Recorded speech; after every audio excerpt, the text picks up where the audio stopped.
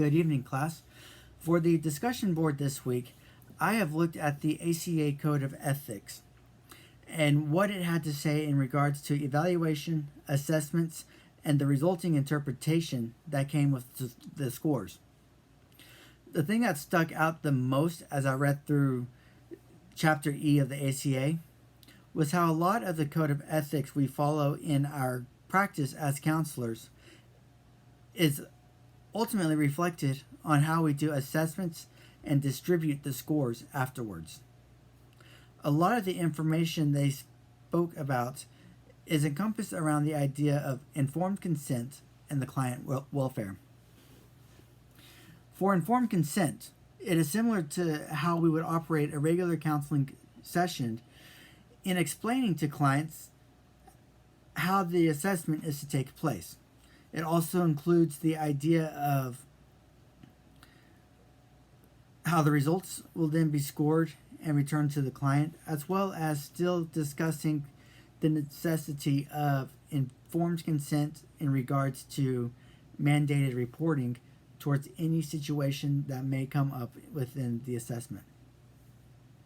It discusses the explanation to be made to the client in regards to the assessment, as well as who can receive results and who can see the scores that are distributed. In regards to the client welfare, this section in the Code of Ethics emphasizes the importance of not misusing assessment results and interpretation with respect to the client and their rights to know the results, as well as how the conclusions from those tests can help a counselor develop their recommendations.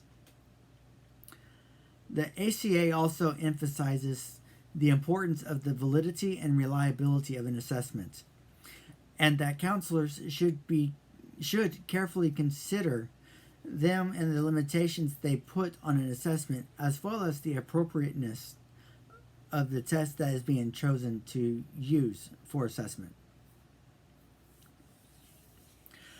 One thing I found surprising in reading through the paragraphs in the ACA was a specific paragraph that discussed unsupervised assessments. With as many assessments that I have looked at through this semester, as well as through the course for marriage family therapy,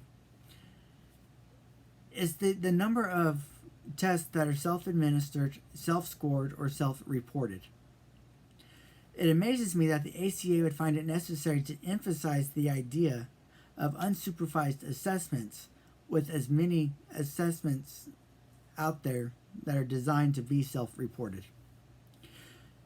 The ACA emphasizes the importance of the counselors to not permit any form of assessment or instrument without supervision unless it has been specifically designed for that purpose.